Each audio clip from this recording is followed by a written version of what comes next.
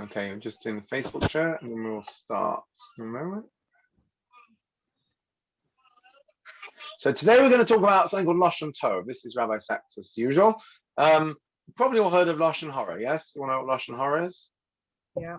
Talking badly about somebody. Quite literally, yes. Evil tongue, basically, the evil speech. So it doesn't always have to be untrue, by the way. It could be true, but it's still gratuitous, basically. So Rabbi Sachs asked the question, and we'll see in a minute about Loshon Hara, but is there a concept of Loshon Tov? Especially since we often say that we like to talk about positive rather than negative. So we talk about Loshon Hara, that you should avoid evil gossip. What about positive speech? What about positive reinforcement? Is there a mitzvah to speak? And it's an interesting one also, because if you've learned the laws of Loshon Hara, one of the classic examples is not to talk about people, because it says you could have a situation where, for example, somebody says, oh, I'm looking for a place to go for Friday night. And I say, oh, you should go around to Sally's. They always have lots of food. And someone says, are you saying that, they waste food? What are you saying? You're saying that they're irresponsible and they're, destroying the planet? I'm saying, no, I'm saying they're very generous and they have lots of food. So something like that, could very easily. The other one is, and we've all done it, you'll say very innocently of someone, oh, he's such a nice bloke. And somebody around that table or that conversation has a beef with that person and says, well, yeah, you think so? If you knew what I know, and you think, oh gosh, I wish I'd never mentioned it now. Something I'm afraid even with eulogies, you have to be careful, very sadly, in the world we live in. So this is example. I suppose that could count as well. If you said to a woman, oh, you look nice in that dress, it could be misinterpreted as being, you look nice in that dress, but you don't look nice in anything else. Right. It's the old thing, where your mother-in-law gets you two sweaters and you wear one. She says, what was wrong with the other? Yeah. So absolutely. So this is what we're going to look at. So I'm trying to get this share to work. Just a sec. And of course, it's not working. Right. Here we go. Is it back? Right. So this week's Sedra is Tazria Metzorah. And here we go. 1 second. All being well? No. Okay. Come on. There you go. Okay. Iris, over to you. Okay. Hang about. Right. The Parshas of Tazria and Metzorah continue the discussion of the laws of Tumah v'Tahara, ritual impurity and purity. A woman giving birth should undergo a process of purification, which includes immersing in a mikveh, a naturally gathered pool of water, and bringing offerings to the holy temple. All male infants are to be circumcised on the 8th day of life. Zarat, often mistranslated as leprosy, is a supernatural plague which can afflict people as well as garments or homes. If white or pink patches appear on a person's skin, dark pink or dark green in garments or homes, a Kohen is summoned. Judging by various signs, such as an increase in size of the afflicted area after a 7-day quarantine, the Kohen pronounces it tameh, impure, or tahor, pure. A person afflicted with zarat must dwell alone outside of the camp or city until he is healed. The afflicted area in a garment or home must be removed. If the zarat recurs, the entire garment or home must be destroyed. When the Metzorah, the leper, heals, he or she is purified by the Kohen with a special procedure involving 2 birds, spring water in an earthen vessel, a piece of cedar wood, a scarlet thread, and a bundle of hyssop. Ritual impurity is also engendered through a seminal or other discharge in a man, and menstruation or other discharge of blood in a woman, necessitating purification through immersion in a mikveh. Okay, so lots of purification going on this week, but what we're really going to look at is the classic reason, did we mention it, which is usually given for why tzaras would afflict a person, which is for speaking Loshon Hara. Anyone remember who was the example of this in the Torah? Miriam. Miriam. Right, absolutely. right? Her hand came out white as snow because she spoke the first ever incident of racial whatever. I think I've said this before, because it says that they were commenting on the fact that Moshe had married an Ethiopian woman. So it's the classic thing, you know. Why are you mentioning her ethnicity? Did they mention that everyone else had married, you know, non-Ethiopian women? No, they didn't. You know. So anyway, there we go. Right. So the Torah does not explicitly say you shouldn't speak. Well, no, sorry, it does. It says Lo selech rachel. We'll come to it. It says you shouldn't go and be a talebearer amongst your people. But basically, interesting, the idea of Loshon Hora, as we understand it, of sort of gossip, comes from the Chofetz Chaim, Rabbi Yisrael Meir Kagan, who was lived in Poland at some stage around the turn of the last century, and was a very special rabbi. And he wrote the book called Shmirat HaLashon, which means guard your tongue. So let's just have a look at where he took both his name, because he wasn't really called the Chofetz Chaim, he was called Yisrael Kagan.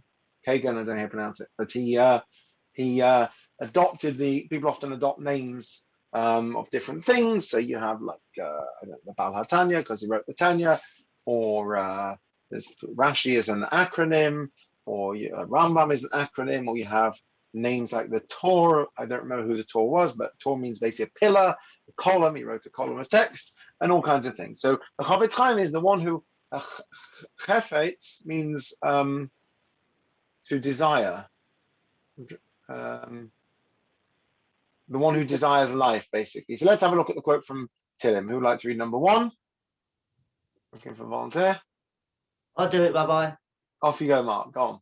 Right. Who is the man who is eager for life, who desires years of good fortune?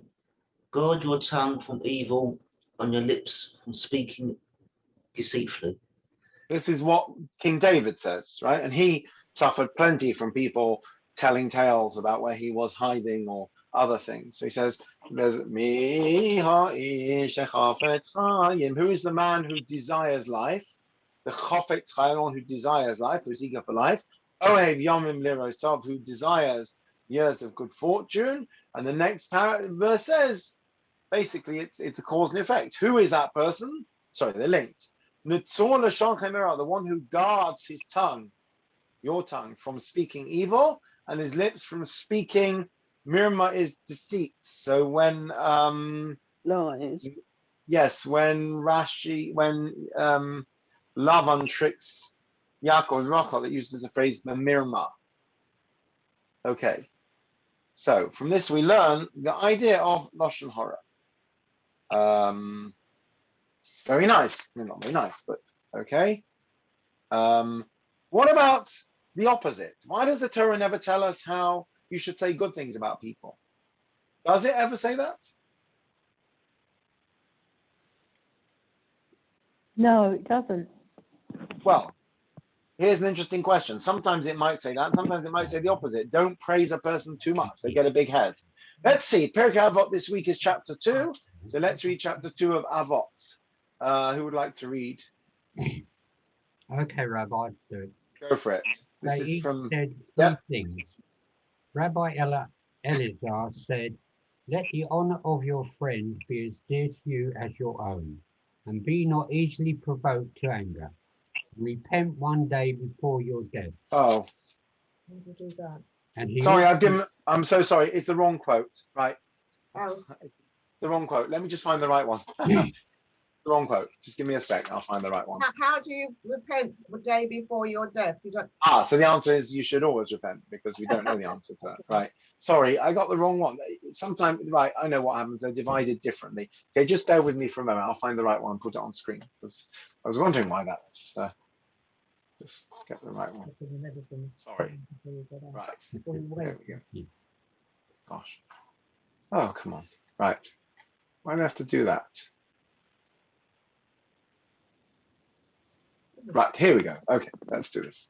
I'll share this. It's not quite as it's not quite as well presented. Anyway, right, here is the correct Mishnah. Sorry, right. Okay, can you see that? Rabbi Yochanan ben Zakkai. No, Let me just zoom in. I can't read that. Too small. Sorry, here, 1 second. Now can you see it? It's gone. Sorry. Here. Can you see that? No, I can read that. Okay, Sally, would you like to? Rabbi Yochanan ben Zakkai from the middle of line 3. Yeah, it just needs to come down a line. Yeah. One Thank sec. you. There you Rabbi go. Yochanan ben Zakkai. It's Yeah. gone. It's the top. Sorry, I moved it down. It's the top Right. line. Had 5 disciples. They were Rabbi Eliezer ben Hyrcanus, Rabbi Joshua ben Hanina, Rabbi Yos, the priest, Rabbi Shimon ben Nathaniel, and Rabbi Eleazar ben Arach. He, Rabbi Yochanan, used to list their outstanding virtues. Rabbi Eliezer ben Hyrcanus is a plastered system which loses not a drop. Rabbi Joshua ben Hanina, happy is the woman that gave birth to him. Rabbi Yosef the priest is a pious man. Rabbi Simeon ben Nathaniel is one that fears sin. And Rabbi Eleazar ben Arach is like a spring that ever gathers forth. He, Rabbi Yochanan, used to say, if all the sages of Israel were on one scale, the balance, and Rabbi Eleazar ben Hyrcanus on the other, he would outweigh them all. Saba Shul said in his name, if all the sages of Israel were on one scale of the balance, and Rabbi Eliezer ben Hyrcanus was also with them, and Rabbi Eleazar ben Arach on the other, he would outweigh them all. Okay. So Rabbi Yochanan, basically, we've got Rabbi Yochanan here praising his disciples. Yeah. Quite clearly, he says this one, and not only praising them, but he finds quite, creative ways to do it, right? He says this one is like a system that doesn't lose a drop. This one's, it's like you might say about kids, this one's like a sponge and this one's like whatever, right? So this seems to be an example of, sorry, so it's the wrong, ignore this slide, but it's an example of Loshon Tov, right? You say praise. Every teacher knows, every parent knows, you should give praise. You give praise to children. You give praise not just to God. Interesting, we give praise to God, give praise to our children and our students. Seems like a good policy. Anyone disagree with it? Depends upon the volume. Right. Volume. How often, and you have to make sure that it doesn't make them arrogant and conceited. Right. And then you have things like, I know we like to poo-poo nowadays that say, every kid's a winner and every kid gets a prize and whatever. But, from the other side, when you have very competitive environments, and, I remember in school they gave prizes for effort as well as excellence, which I always thought was very nice because you could get a prize for effort, for making an effort or for progress, but excellence always went to certain people who were excellent, So let's see what the Talmud says in Arachim. Arachim, interesting, is about how you evaluate the value of things, like donations and things like that. So let's see what Rav Dimi says here. Nice big letters. Who would like to read that? Jeff, you want to read that? Yeah. Rav Dimi, brother of Rav Safra, said that no one ever talked. Oh, sorry. Oh. It's gone. Sorry. Back again. Same one. Yeah, try again. Sorry. Rav Dimi, brother of Rav Safra, said that no one talk in praise of his neighbor, for praise will lead to criticism. So we've got a direct contradiction. We've got Rabbi Yochanan, who says nice things about all his students. He's quite creative. It's like, when you have to write school reports, you don't just say he's a good student. You say, you find nice ways to say things. I don't know, he's a very creative student, meaning he nearly burned the chemistry lab down, or, he loves to, come up with new experiments, meaning that he, caused an explosion, or I don't know, whatever. Anyway, and then you've got the Gemara here, Rav Dimi says, don't speak in praise of your neighbor because praise will lead to criticism. I had a friend in school who he was dyslexic. He used this as an excuse, but he thought it'd be funny to take 2 Bunsen burners and use one to burn through the pipe attached to the other simultaneously. It caused quite a stir.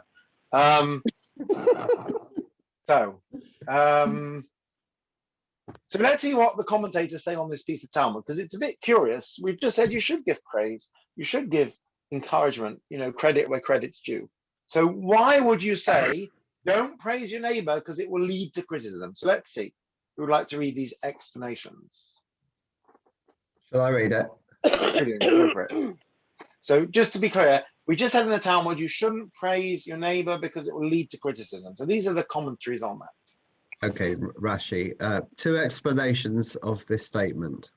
1, Having delivered excessive praise, Yoter Midai, the speaker himself will come to qualify his remarks, admitting for the sake of balance that the person of whom he speaks also has faults. Number 2, alternatively, others will point out his faults. Is the praise judicious, accurate, true, or is it overstated? If the former, it is permitted. If the latter, it is forbidden. Rambam, whoever speaks well about his neighbor in the presence of his enemies is guilty of a secondary form of evil speech, avak Loshon Hora, since he will provoke them to speak badly about him. Okay, avak means literally dust. It basically means a derivative of Loshon Hora. So we've got two different explanations. Rashi says that the problem lies with the nature of the actual praise itself. And Rambam says the problem lies potentially in the context. Right? So according to Rashi, Rabbi Yochanan presumably was careful not to exaggerate. I'm sure we have told the joke, the story about the shadchan that takes on the intern, and the shadchan says, now, what you have to do is you have to exaggerate everything. So he says, watch and learn. So they go to see this chap, and they say, have I got a girl for your son? Says this girl, he says, she's slim, she's athletic. And the apprentice says, athletic? He says, she could run the London Marathon. He says, and she's very beautiful as well. She's beautiful. This girl could be a supermodel. Says, and she's intelligent. She's a very smart girl. Says this girl has degrees from Oxford, Cambridge, Harvard, and Yale. So the shadchan thinks, this is starting to sound a bit too over the top. So he says there is just one problem. She has a tiny birthmark on her nose. Friend says tiny, to the size of a watermelon. So, by the way, there is a whole issue, which is one reason that many people often you hear of great rabbis who said they asked that nobody should eulogize them.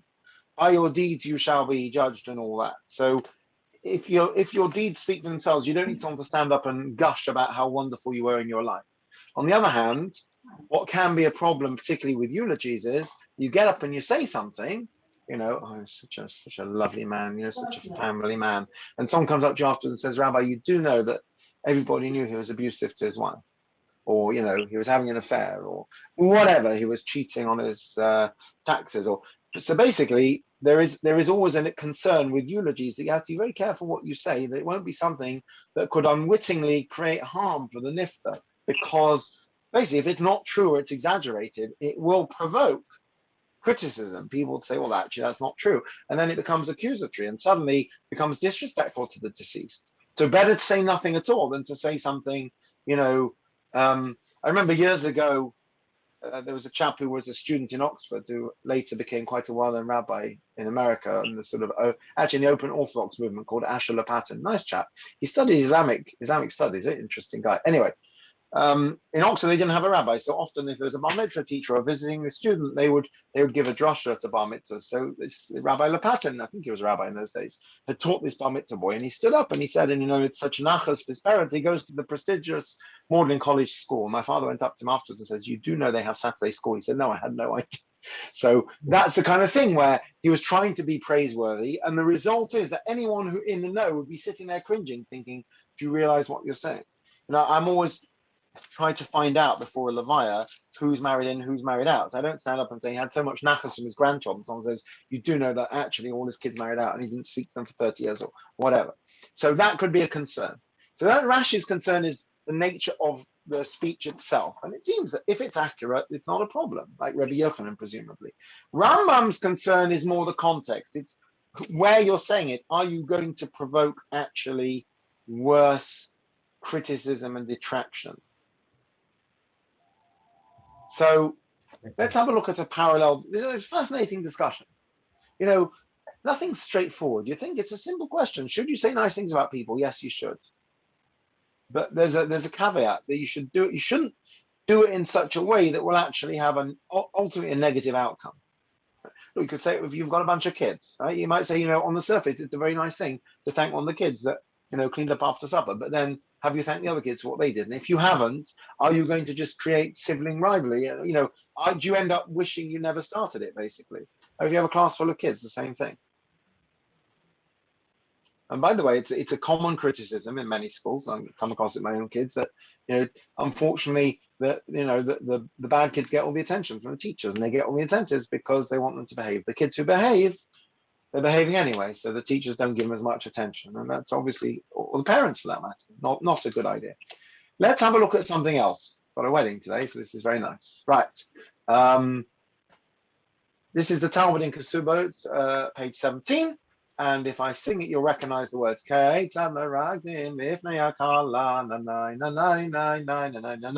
this is the basis of the words of this song. Who would like to read the English?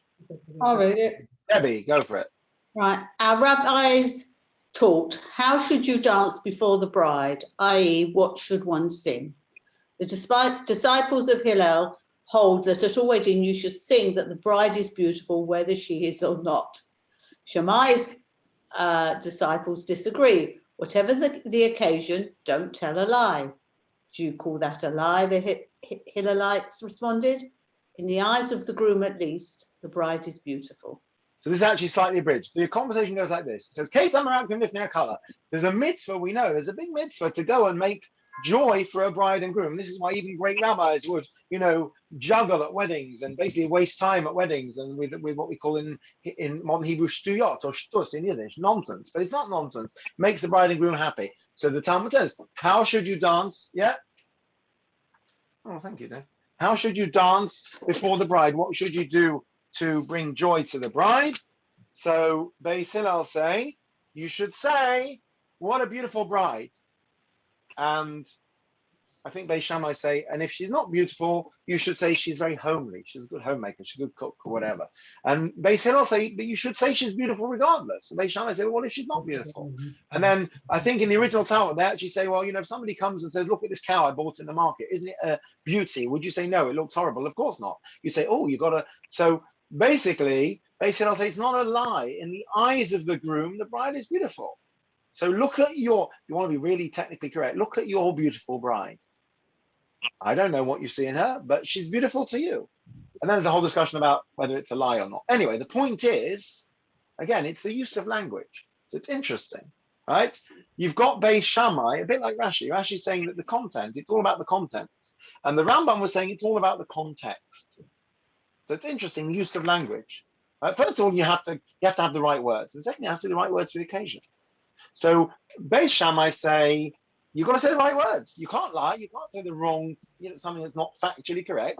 You can't exaggerate. You have to say the right words. And Beis Hillel say, it's actually not about the words you say. It's about the context. You're talking to the groom when you say, look at that beautiful bride. That's what he wants to hear.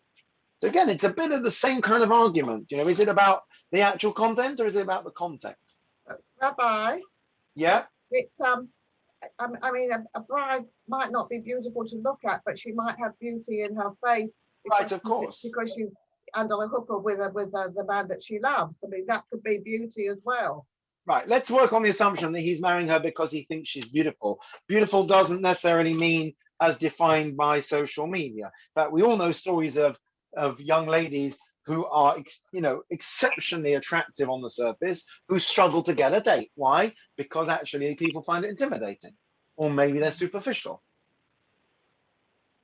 So it's not a lie, but the groom's marrying the bride because he finds her beautiful. Beautiful doesn't have to mean she's a size 0 and whatever, tall and slim or whatever she has to be. She's beautiful to him. It's not a lie.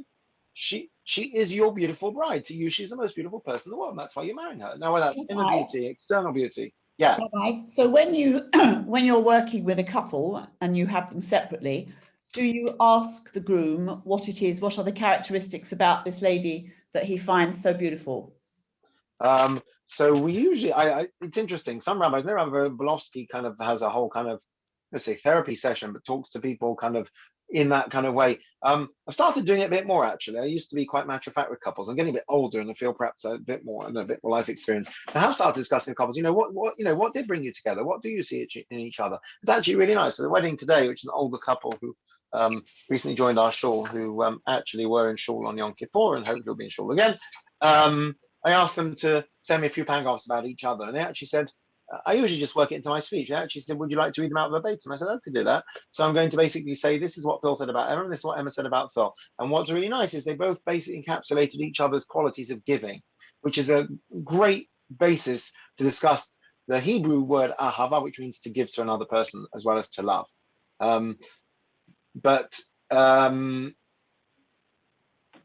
you know, it's a terrible thing to say to somebody, gosh, you know, what do you see in her or him? You know, people are shocked when somebody who is conventionally attractive is with somebody who is conventionally unattractive. You know, why? It's not, we're so shallow, you know, it's terrible, you know. How do you Beauty get is a, in the how, beauty how, is in the eye of the beholder. correct, you know, how do you get a girl like that? You know, how does she get a guy like that? You know, besides for anything else, you know, it's you know, it's a story about the, you know, all this Instagram stuff, and like I was saying about this Khloe Kardashian, whoever she is, you know, it's, you know, if at the end of the day you're going to wake up in the morning next to this person without any makeup, and they're going to be lying in bed next to you, and you know, if you only find them attractive because of their makeup and their, you know, choice of fashion and clothing, you're going to have a problem. You know, a story somebody once came to his rabbi and said, you know, he was going out with a girl and he wasn't particularly attracted to her, but she plays the violin beautifully. And the rabbi says, what are you going to do when you wake up in the morning? You think, oh my gosh, it's disgusting. You're going to say quickly, play the violin. You know, it's not going to work. So, but yeah, so it's content or context. So we saw it previously when Rashi says you have to be careful what you say, and Rambam says you have to be careful who you say it in front of. Kind of the same thing here. Hillel says it's all about how you come across to the groom, and Shammai says it's about what you actually say. So if we're talking about, so unfortunately, you might say, I'm gonna, my New Year resolution is not to speak any Loshon Horror. I'm gonna take it further. I'm gonna speak Loshon Tov. I'm gonna say nice things to everyone. I'm going to praise people. I'm going to praise children to their parents and so on. You got to be careful. You don't come on. I'll give you another example. You go to school parents' evening, and the teachers say he's wonderful. He's the best kid in the class. He's so well behaved. He's such an angel. He's so respectful. And the parents go home and think, what are we doing wrong? Because at home he's a nightmare. You know. Now, should the teacher not have said that? So now we're up to kid number 3 or 4 in their teens. I got used to it. But with Ellie, I remember I used to say to the teachers, you're describing a different child. They said, don't worry. They're always different at home from school, you know. Yeah. But even that, you know, now take an extremely ridiculous example. If that parent was an abusive parent and they go to the school and they hear how the kid is so respectful of their teachers, and they go home and beat them because they're not respectful, you can't say anything, right? Whatever you say, you risk, you know, yes, it's like the old joke, why didn't you wear the other jumper? Yes, we never say anything to anyone because of the risk of upsetting or offending, which, by the way, is to some extent the world we're living in now. I told the story on Shabbos about the Duke of Edinburgh, God rest his soul. Personally, I think it's quite refreshing when people, you know, I don't know if anyone's like watched any modern comedy recently or listened to any. You know, the fact is, comedy, in order to succeed, usually has to offend somebody. It's inevitable. Jewish jokes are often anti-Semitic, but we get away with it because they're told by Jews. You know, Irish jokes are self-deprecating to Irish people, etc., etc., etc. And it's the old thing. If you're in that minority, you're allowed to do it. Otherwise, you're not. Most comedy is, most classic comedy is quite, you know, politically incorrect nowadays. You know, evidently today's generation X, Y, Z, whatever we're up to now, I think we're around to A again, are struggling when they watch Friends because it's quite homophobic and it's quite kind of, you know, white centric and so on. But at the time in the 80s, nobody thought anything of it. You know, 2-1 is forget about it. You know, it's terribly politically incorrect. But we're kind of living in that world as well, where whatever you say. So the Duke of Edinburgh shot from the hip. So the story I told on Shabbos was they said that he saw a bunch of disabled war veterans who had foil blankets, and he said to them, "Oh, they're going to put you chaps in the oven to roast." And which, I mean, you could even say is offensive to Jews in the Holocaust. And basically, one of them said it was so nice just to have a light-hearted moment where somebody didn't dance around our disability and just basically had a laugh with us. And sometimes you just need that to break the ice. You know, sometimes your language can be used in so many different ways, and it's really hard. And it's, you know, you know, you go to a shiva. Sometimes people make jokes, and it's funny. But if the family are doing it, then that's obviously appropriate. You know, so language is very powerful. Loshon Tov. You have to be very careful how you use it. So we see this parallel here as well with Hillel and Shammai. You know, first of all the content, but secondly the context.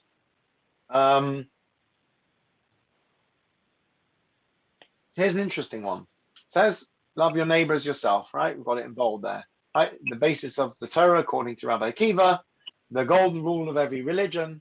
You know what they say about the golden rule, whoever has the gold makes the rules, but it's also the golden rule of almost every religion is love your neighbor like yourself, or do unto others what you would have them do unto you. Okay, what does that actually mean? What does it mean? Do you know what it means? Practically speaking. Don't do anything you wouldn't want other people to do to you. Okay, so you have self-love, have love for Like others, the- fine, okay. Sorry?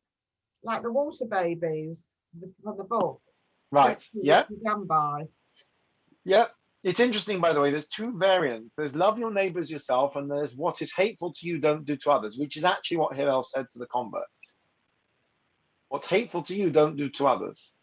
It's a slightly different variation. Loving your neighbors, just well, actually, they're both subjective, because what is hateful to me might be subjective as well. Anyway, what do the commentaries say? Let's see. Who'd like to read the commentaries on that? Who hasn't read yet? Go for it. I'll read. Deborah, please. Rashi on Talmud's Sanhedrin 84b. Do not do to your neighbor what you would not wish him to do to you. Rambam. The command includes the duty to speak in his praise. Interesting. Do you remember these are the same two that when we were talking earlier about positive speech, that Rashi was the one who was concerned that you might basically provoke criticism, and Rambam was the one who was concerned about who you're speaking in front of. And here we have them completely different views. So Rashi says, love your neighbors yourself means that if you wouldn't do something, you don't want him to do it to you, don't do it back to him. Rambam says, no, it goes further than that. You have a duty to speak in his praise. Now, obviously, speaking somebody's praise, basically, we should always qualify speech in Judaism. We have the same thing. We have a mitzvah of what we call tochacha, which is to rebuke people. You should tell people off when you see them doing wrong, right? Some people are really good at this. And we know that it says, you should surely rebuke your neighbor. So your neighbor is somebody that you're close to. So to rebuke a stranger, shouting at someone in the street or even throwing stones at them because they're driving on Shabbos, but let's say just shouting at them, Shabbos, Shabbos, might make you feel better. If you have no relationship with that person, it is extremely unlikely you're going to have any influence on them. By the way, it goes the other way as well. When you have a relationship with them, sometimes it's even worse. So one of my kids decided to tell one of the other kids they thought it was important for them to get to shul on time. And it was basically guaranteed to make sure that the other kid got to shul later. Because people don't want to be told what to do by their older siblings. So anytime you speak words of praise, you have to be careful that you speak the truth and that you speak in a measured way. But it's interesting. So Rambam says this is part of Avat Yisrael is basically saying nice things, building people up, positive speech. Yes. But the recipient might be embarrassed by you giving praise openly in front of other people. And it's not right to embarrass people. Right. So Eric Levine, Shalom, told, I think David, or one of his children, that he did not want eulogies at his Levaya. Right? I didn't even know Eric that well. He was already getting older and not coming to shul as much in my time, but certainly I knew him by reputation. And, somebody who had been so involved in so many different ways and led such an exemplary life. How can you not speak about them? And don't remember what happened? His Levaya was on a day when we don't say Tachnun, which means that technically, according to Halacha, we don't give eulogies. So I commented on the fact that he was a person of such humility that he'd somehow contrived it, that the day on which we were supposed to eulogize him was a day when, according to Jewish law, we're not supposed to give eulogies. And I said, normally we skirt around that because the issue is not eulogies. The issue is not that, let's just be clear on this, because it's saying in the old days, they would say, I'm sorry, but because it's Rosh Chodesh, you can't speak about your grandpa. Now, the prohibition is of eulogies because a classic eulogy would bring people to tears and weeping and just complete, breakdown. That you're not supposed to do on a happy day, even though it's a Levaya. What we do nowadays, when we get up and say, he never missed an Arsenal game in his life and he never missed shul and, he liked when they say he always liked his, pint and his steak and kidney pie. And I'm thinking to myself, didn't know kosher restaurants do steak and kidney pie? All the kind of things that people say. It's words of tribute. It's words of celebration of life. There's no halachic problem to do that. But I felt that it was quite an amazing coincidence, if you like. Nothing's coincidence. So I stood up and I said that I had a dilemma because the family had said that Eric had specifically said he didn't want anything to be said. But it would be a disservice not to pay tribute to such a special person.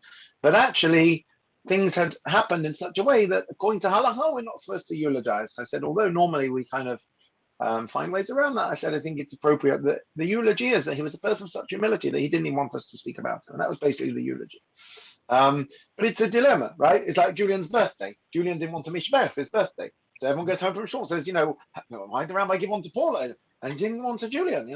So one has that sensitivity. Sometimes we don't call somebody up and they're quite happy not to be called up.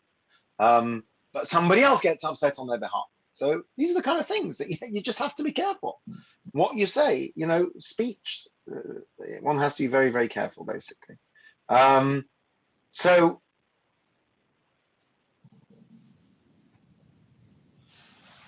according to Rambam, if you don't praise somebody, it's not optional. If you don't praise, Rashi's basically saying, loving your neighbor is basically treating them the way you want to be treated. Rambam says it goes further than that. You have to, as they say in modern language, big them up. You have to build them up. You have to say nice things to them. You have to give them encouragement. You have to, I don't know how many people do this, but I often see, maybe one time in 3 weeks, I've been outside when the binmen come to pick up the bins, and I always yell out to them, "Thank you so much." And I always get a smile and a wave, and I always wonder how many people thank them. I don't know, maybe people do. I don't know. I was brought up to thank the bus driver. When you see a guy sweeping the streets, say, "Thank you very much. Thank you for doing that." I don't sound condescending. Thanking the security man. Yes. Yes. We do that. CST always say, remember to thank. Place. Yeah. CST always say, remember to thank your security volunteers. The truth is, you should thank everybody. It doesn't take a moment. And I don't sound patronizing or condescending, but you see people's face lights up, particularly if you're doing a pretty boring, menial job. And somebody just says, "Thank you very much for doing that. Thank you."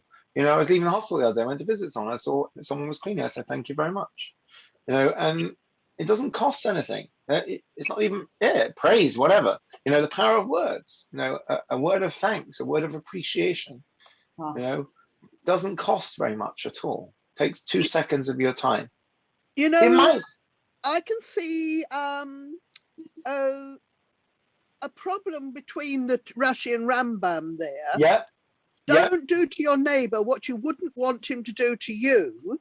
Okay, so say you don't like being praised, so you don't praise the other person because you don't do to him, because for you you would find it embarrassing, so you don't want to embarrass them.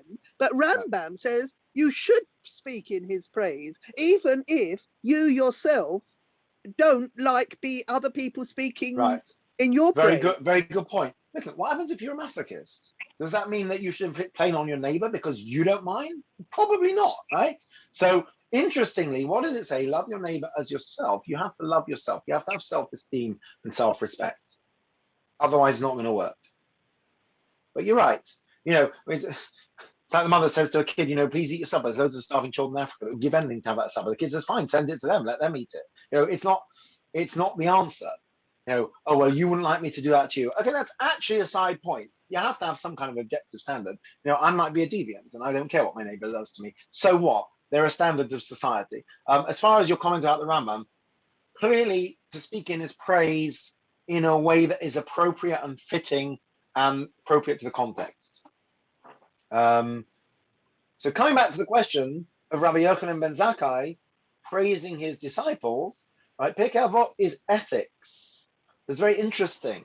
It's the ethics of the fathers. So that would seem to suggest that the ethical and moral way to behave is to build up your students, basically. Now, we read this last Shabbos. What does it say? 3 things they used to say. Remember them? Heaven masanim badin, be deliberate in judgment.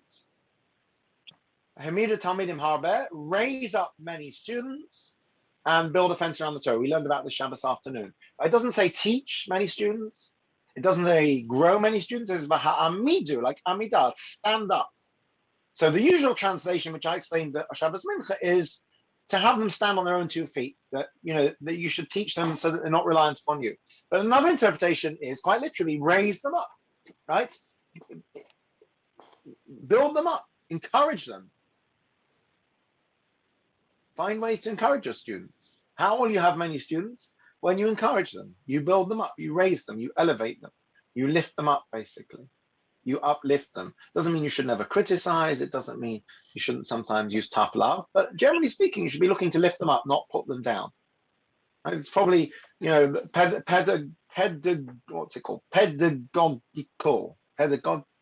methods seem to have changed in a generation or two. That the Victorian approach seemed to be very much, children should be seen not heard, and strict discipline, and we put them in their place when they need to be, and if the kid misbehaves, we'll dangle him out the window and threaten to let go or whatever. And now, of course, we've gone soft, we've gone to the other extreme, that the kids rule the roost and so on. There's got to be a happy medium somewhere. But one thing is for sure, we now understand much more about the power of positive speech and building people up. And who did I just read about? Oh, it's some Rebbe or something, that his father always said to him, Rabbi Twersky. There was a fascinating article in Mishpacha magazine about Rabbi Twersky, who basically grew up as the son of a Hasidic Rebbe and married the daughter of a Hasidic Rebbe. Instead of becoming a Rebbe, he went and became a psychiatrist. He went to university, which was very unusual at the time. And he basically wrote about how, as a child growing up in, I think it was Milwaukee, somewhere that was off the beaten path, I think it was Milwaukee, Wisconsin, said his father always said to him, you're too good for this. It's beneath you. Rather than telling him you're bad or you're naughty, he would say, you're beyond that. It's beneath you. And he said it built him up in a positive way. You can say that to a child, this is not becoming of you, rather than saying you're a bad kid, you're a bad egg, or whatever people say now. They don't say that anymore. You can say it, there's positive ways to say things. Now, sometimes it doesn't work. Sometimes the kids say, I know all about your positive reinforcement and your, reverse psychology. Don't try that on me. But generally speaking, it's a good mindset to have. Doesn't mean you have to let them get away with murder. It doesn't mean that you shouldn't have discipline. But it does mean that you're trying to build them up. You're not trying to put them down, basically. You raise your disciples. It's all about the power of positive speech. And we see what let's go back. Oh, we don't have it on the screen. But the thing about Rabbi Yochanan is he found the way to praise each of them, right? Let's just share it 1 second. Go back to a minute. What did he say? He said, Rabbi Eliezer is like a system which doesn't lose a drop, right? He retains everything. Rabbi Yosef ben Hanania, happy is his mother that gave birth to him. Doesn't actually say why. Right? Rabbi Yossi, the priest. You're on mute, Rabbi. Rabbi, Sorry. you're on. Yeah, my phone rang. It's really annoying when that happens. Sorry. And Rabbi Eliezer ben Arach is like a spring that gives out and gushes. So he, it's when you have a bar mitzvah, and you have to find something to say about them when you've not, you're meeting them for the first time, or that's again, that's a levaya. One has to find the right words to describe someone that are appropriate but are also fitting. So this is Rabbi Yochanan's skill here. It's not that he's boasting and exaggerating and using hyperbole. He calls it like it is, but he praises them for different qualities. One is mother's proud of him, another one is pious, right? Another one fears sin, another one, these are his qualities. Find their qualities. So positive speech, yeah, that's fine. He doesn't overdo it.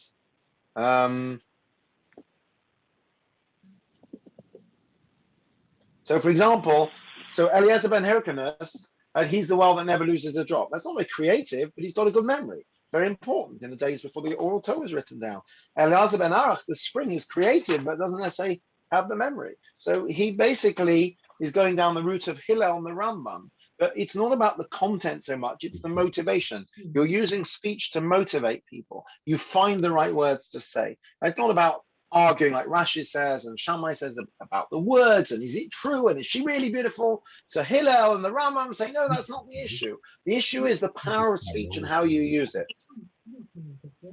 That's what we learned from Rabbi Yochanan ben Zakkai. And presumably, by doing this, he was able to, a good teacher will find something positive to write in a kid's report. If you don't write that he's good at maths, he'll say something like, he's not so good at mental arithmetic, but he's very creative, or he makes everyone laugh and cheers them up, or, whatever. So let's just. You can't. Sorry? You can't say he's no good. You can say with. Yeah. Why mention it? About what he's not good. Just mention the positive things. Yes, you're right. No, you can mention the negative, but you mention it in a positive way. So with help, his maths is improving. It's like when they ask you in an interview what your weaknesses are, and evidently the most ridiculous cliche that so many people say is, I have one weakness, which is I have no weaknesses, which is just a stupid thing to say, right? So anyway, let's end with a nice quote from Rabbi Sachs. Who would like to read Rabbi Sachs's comment? Because this is basically his theory. Pam's going to read it. That basically, as important as avoidance of Loshon Hara is, we should also focus on Loshon Tov, that we should think about how we can speak in positive ways. So let's see, off we go. Pam, over to you. So there is such a thing as Loshon Tov, According to Rambam, it falls within the command of love your neighbor as yourself. According to Avot, it is one way of raising up many disciples. It is as creative as Lashon Hara is destructive. Sorry, it is as creative as Lashon Hara is destructive. Seeing the good in people and telling them so is a way of helping it become real, becoming a midwife to their personal growth. If so, then not only must we praise God, we must praise people too.